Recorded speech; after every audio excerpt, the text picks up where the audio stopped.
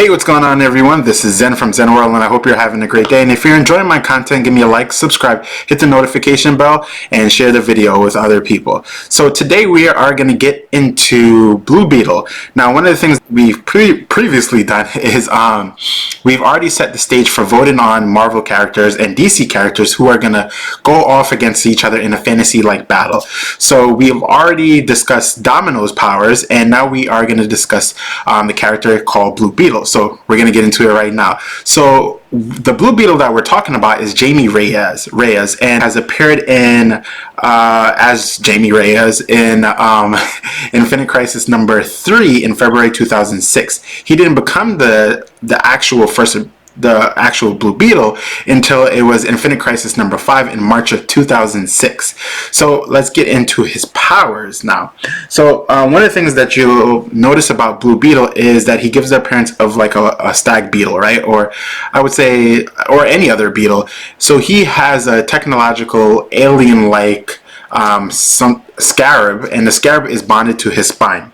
Now, it's the reason why I say technological, because it is a living sentient being, but at the same time it does have a lot of technological aspects, if not all technological aspects, while still being able to transmute itself into many different things, right? So when we're talking about the actual power sets, now the scarab allows Jamie to change his physical form, such as a version of armor, right? He's able to create a version of armor that for lack of better words, is protecting Jamie while in use or in a battle state of mind, right?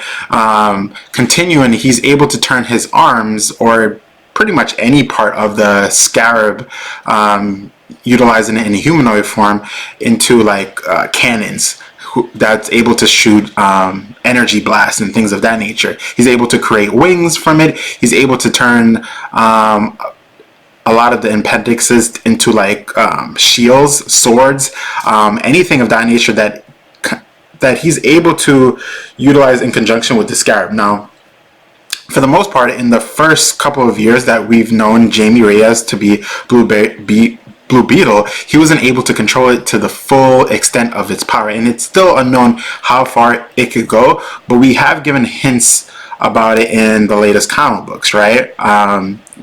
During his version of the Infected series, where the Batman Who Laughs infects Blue Beetle. So besides that, he's able to, the scarab is able to provide him with a litany of different skill sets, right? I wouldn't say super speed per se, but the utilization of the scarab to then create like boosters and things of that nature will increase his speed, right? His ability to see outwardly type of items using the scarab to, you know, basically optimize his optic nerves to see different things in conjunction with the scarab is part of his power sets as well. He is able to, I mean, this is a side note, but he's able to basically heal himself, or then create structures of healing in order for him to kind of stay in a stasis, right? What I mean by stasis is the scarab is basically doing things for him while his body's taking a rest, right? So he can do things in part and parcel to the scarab. Now, of course, as time went on, him and the scarab have been able to make a closer bond, and closer bond meaning he's able to do a lot more with the scarab, right? It's pretty cool. I'm going to kind of scroll down a little bit because I'm looking at information at the same time, so we can get a better understanding of his powers and sets, right? One of the things that we did learn about him is that he is, you know, able to tap into other forms of technology utilizing the scarab itself, right? So yes, he has the scarab, but he's also able to utilize parts of the scarab in order to interlock with other forms of technology. Now, think about it like Cyborg, Cyborg just a little bit when you're thinking about that, right? So again, he's able to create some armor that's resilient enough to protect him when he's entering orbit or leaving from orbit, right? So when he's deactivating the scarab itself, it kind of dissolves and it's able to make up. So it's not something where you see it's bonded to his spine primarily as like a locked in source, but you know, you don't really see him walking around with it.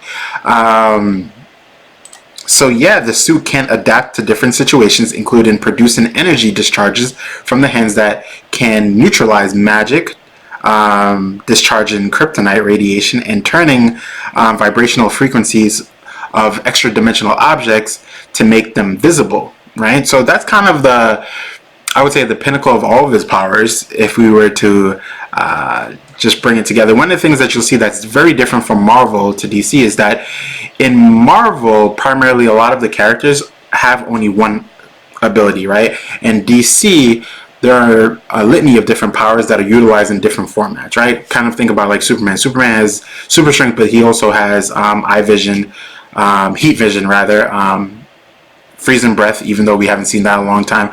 And most Marvel characters only have access to one ability source. That's not true for all of them, of course, but primarily that's how it goes, right? So let me know what you think about Blue Beetle, and in the next video we're going to do some comic book reviews, and then on Friday we're going to get into the actual battle between Domino versus Blue Beetle, right? How will their powers match up? Also, how is it going to work in the area that they're having a fight in? And the area that they're going to fight in is actually kind of a rocky area surrounded by water, right? So kind of think about that.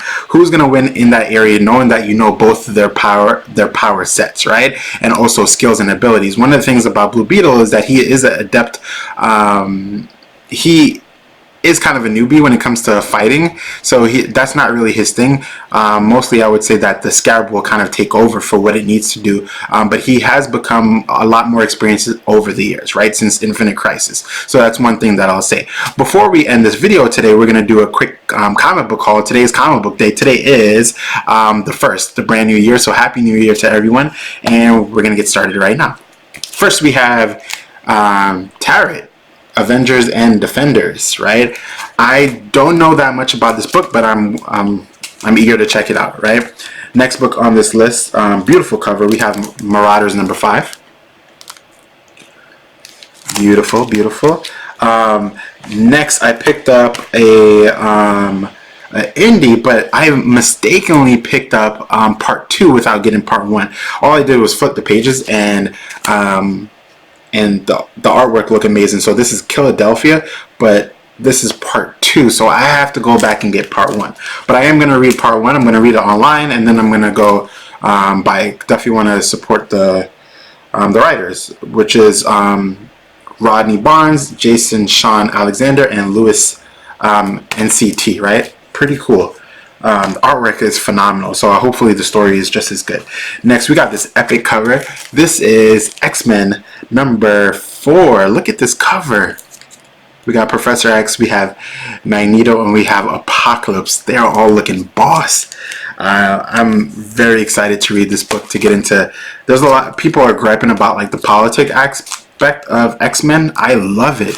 I love it because they had to go through a lot, so they're kind of finding other ways to kind of like tackle everyone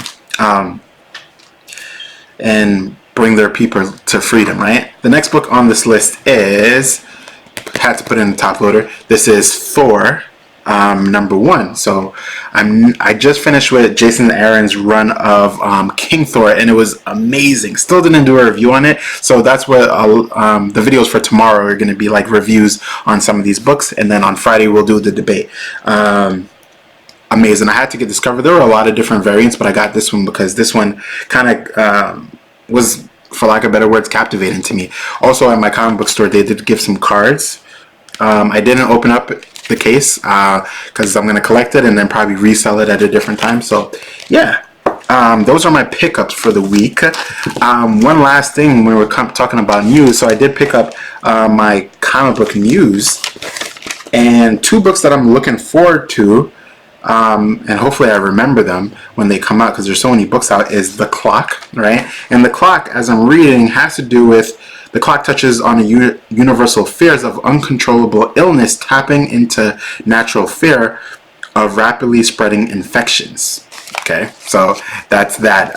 The other book that I'm really looking forward to is Ultraman. I'm super looking forward to Ultraman crossing over into Marvel-based territory. It doesn't mean that he's gonna have like a he's gonna cameo or people are gonna cameo in the book. It just means that he has his own series, but Marvel's kind of taking the lead on it. So that's pretty cool because then it gives that open world to then say that, okay, he's part of the Marvel universe, so that means there's a possibility that there could be some kind of crossover. One of the crossovers that I automatically thought about was like, oh, Giant Man and Ultraman like teaming up to fight X, Y, and Z, right? So I don't know. I think that's pretty cool and pretty amazing that Marvel's kind of taken advantage of licensed genres and seeing how they could bring it in, right? But anyway, like I said in the beginning of the video, this is Zen from Zen World saying peace, love, and prosperity. If you enjoy my content, give me a like, subscribe, hit the notification bell, and share the content with other people so we could grow the channel. And shout out to everyone who has subscribed to me. I appreciate all the comments, and I appreciate me getting to 600 subscribers.